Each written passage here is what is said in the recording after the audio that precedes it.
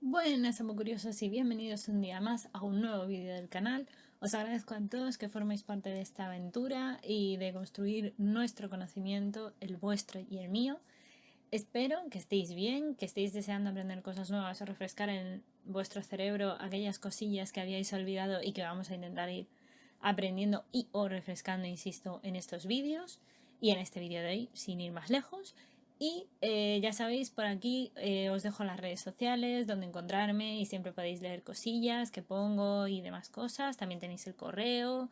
Bueno, me podéis localizar de mil formas, estoy disponible para vosotros. Y dicho todo esto, comenzamos con el tema de hoy. Bien, ya que hemos hablado del cariotipo, siguiendo con la genética clínica hay que hablar, por tanto, de las anomalías cromosómicas que nos vamos a encontrar. Normalmente las anomalías cromosómicas son causa de abortos espontáneos, discapacidades en la infancia y contribuyen a la generación de algunos cánceres en determinados casos. Si bien es verdad que las alteraciones cromosómicas están presentes en el 10% de los espermatozoides y en el 25% de los óvulos maduros, por tanto es muy importante estudiar el genoma en ambos casos.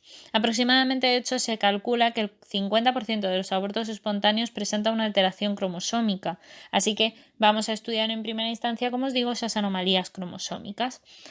Hay anomalías que pueden ser estructurales, que son el primer tipo que vamos a ver de las anomalías, y se producen por rotura cromosómica con posterior reunificación de una configuración un tanto más diferente.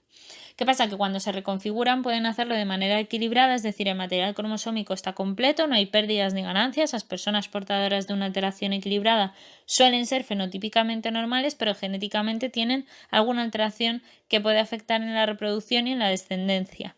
Sin embargo, las configuraciones que se hacen desequilibradas, en la reconfiguración se puede producir entonces una pérdida o ganancia de material cromosómico con efectos clínicos que pueden llegar a ser muy graves.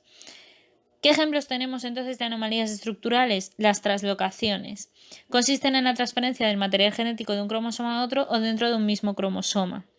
¿Qué pasa? Que estas a su vez pueden ser de distintas formas. Pueden ser no recíprocas, con los que se produciría un intercambio en el que el material genético se desplaza de un cromosoma a otro, pero sin intercambio recíproco de material. Es decir, el ejemplo más claro sería una inserción, cuando se requieren roturas cromosómicas y se incorporan a un sitio, pero no son resustituidas ni hay una ida y una vuelta.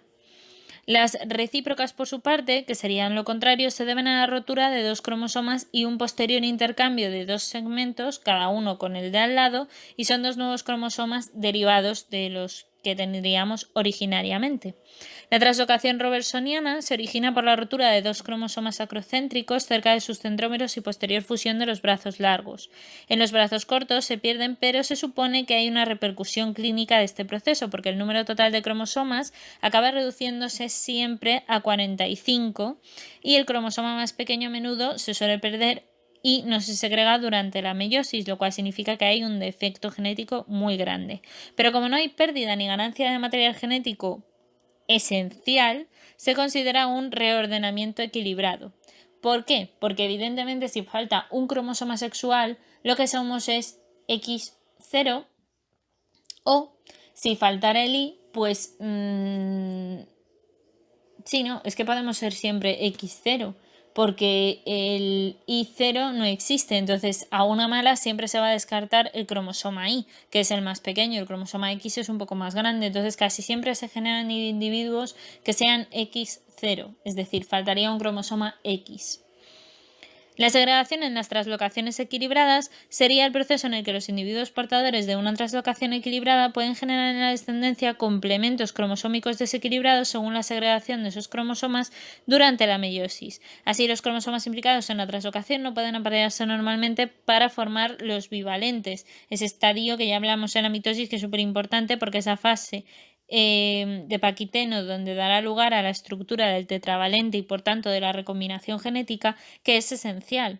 Por tanto, a partir de aquí los cromosomas se pueden segregar de diferentes formas. Puede haber una segregación 2 a 2, cuando dos cromosomas se van a un polo y los otros dos se van al otro polo, atendiendo a las parejas de cromosomas que se segregan juntas en la meiosis 1 y se habla por tanto de un patrón alterno adyacente 1, adyacente 2, y la segregación 3-1, cuando los 3 cromosomas se van a un polo y el otro cromosoma se dirige al polo opuesto, generando otro tipo de translocación desequilibrada. Otro proceso diferente de este serían las delecciones, pero que tienen mucho que ver. Las delecciones sería el proceso de pérdida de parte de un cromosoma y por tanto producen las monosomías que por esa parte del cromosoma van a estar ahí porque falta un cacho, vaya. Pueden originarse como consecuencia de roturas por el sobrecruzamiento desigual en la meiosis o por una segregación de individuos portadores de una translocación o una inversión como la que hemos comentado antes. Cualquier delección que produzca la pérdida de más del 2% del genoma haploide total, ¿vale? Dentro de todo el genoma haploide total, si se pierde más del 2%, automáticamente la delección acaba produciendo un aborto y es letal. Las delecciones pueden ser de gran tamaño, lo que implica la pérdida de muchos genes observables con el microscopio cuando observamos el cariotipo. Algunos casos serían, por ejemplo, el síndrome de Cri-du-Chat o del maullido de gato, que se produce en el cromosoma 5, en concreto en el brazo P. En el brazo P, que sería el brazo corto. Los recién nacidos presentan de hecho un llanto característico similar al maullido de gato debido al insuficiente desarrollo de la laringe y dificultades de aprendizaje o retraso en el desarrollo. De todas formas, este síndrome juraría que os lo he contado en redes sociales mucho más extendido de lo que acabo de contar aquí, pero para que lo sepáis, ¿vale? Para si queréis indagar un poquito más. Y el síndrome de Wolff-Hirschhorn, que se produce en el cromosoma 4 también en el brazo corto, tiene dificultades de aprendizaje y retraso en el desarrollo. Este síndrome no estoy segura de si os lo he contado o no. Si no lo encontráis, decírmelo y os lo hago en hilo para contároslo todo bien y detallado y muy bien buscado. Las delecciones también pueden ser en este caso submicroscópicas, en cuyo caso se pueden detectar mediante las técnicas de FISH, de la cual ya hemos hablado, y se denominan microdelecciones, una pérdida de un grupo de genes localizados, por tanto, en locis muy próximos. Y también se denominan síndromes de genes contiguos, precisamente por eso. Las enfermedades causadas por unas microdelecciones son, por ejemplo, el caso del retinoblastoma, que se produce en el brazo largo entre el cromosoma 13 y 14, que es la delección del gen del retinoblastoma, que produce un tumor de las células de la retina que se desarrollan normalmente en la infancia y puede ser familiar, heredado de forma autosómica dominante o también puede ocurrir de manera esporádica.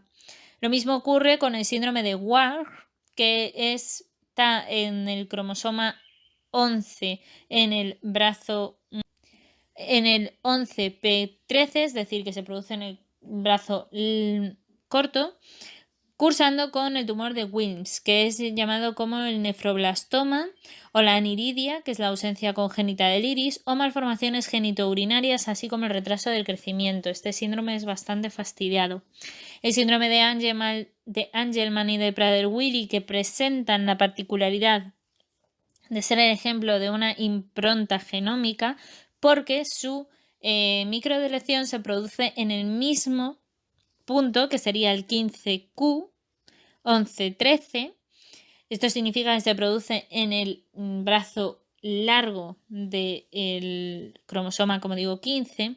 La delección de nuevo en el cromosoma 15 paterno produce el síndrome de Prader-Willi en niños con obesidad y retraso en el aprendizaje. Sin embargo, la delección de nuevo en el cromosoma 15, si es el materno, produce el síndrome de Angelman, los niños con una risa inadecuada y procesos de ataxias. Por eso se dice que es un ejemplo de impronta genómica. Dependiendo de cuál de los cromosomas sexuales ha sido dañado, parte del cromosoma, si es la paterna o la materna, se producen modificaciones en el síndrome y en los daños que te produce esa patología.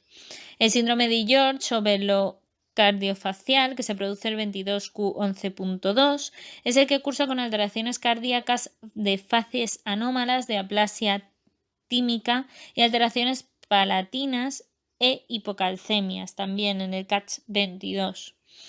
El síndrome de Williams, que se produce en el cromosoma 7q11, hace esta anomalía que haya pérdidas de una de las copias del gen que codifica para la elastina, déficit intelectual, alteraciones cardiovasculares e hipercalcemia son algunos de los síntomas que se pueden presentar para identificarla. Y el síndrome de Smith-Magenis, del 17P11.2. Dificultades que se encuentran con este tipo de síndrome es dificultades en el aprendizaje, capacidades de autolesionarse, se abrazan mucho a sí mismos y presentan cardiopatías congénitas y déficit auditivo. También tenemos procesos como es el caso de las duplicaciones, que consisten en la adición o ganancia de un fragmento cromosómico y se pueden originar en una recombinación desigual durante la meiosis o por una segregación anómala en un portador de una translocación o una inversión. El síndrome de Beckwith-Wiedemann es un síndrome de sobrecrecimiento normalmente, que en algunos casos puede ser causado por una microduplicación en la región del 11p15.5. La enfermedad de Charcot-Marie-Tooth o neuropatía hereditaria sensoriomotora, que cursa con la debilidad muscular y atrofia progresiva, se debe en el 70% de los casos a una duplicación en el brazo corto del cromosoma 17. Y puede tener herencia autosómica dominante, que es lo más frecuente, recesiva o también ligada al cromosoma X. El síndrome del ojo de gato está causado por una duplicación del brazo corto del cromosoma 22 y se caracteriza por el coloboma del iris.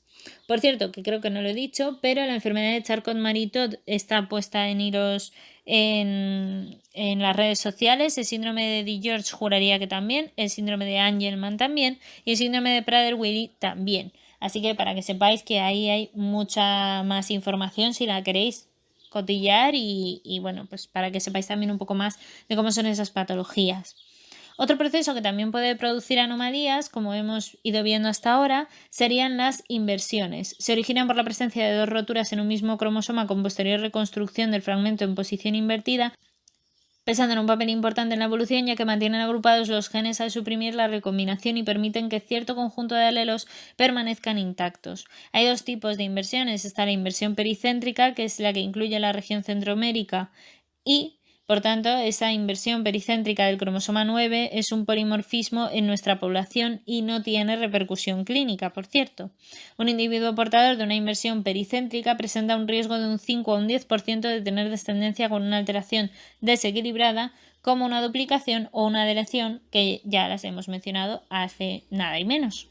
La inversión paracéntrica, sin embargo, sería cuando la inversión no incluye la región centromérica, afectando solo a un brazo cromosómico. Durante la segregación cromosómica, un individuo portador de una inversión paracéntrica puede originar cromosomas acéntricos, es decir, sin centrómero, o dicéntricos, que tengan dos centrómeros, y ambas estructuras son muy inestables, por lo que comprometen la supervivencia del embrión. De hecho, durante la segregación se forma ese puente dicéntrico en muchos casos.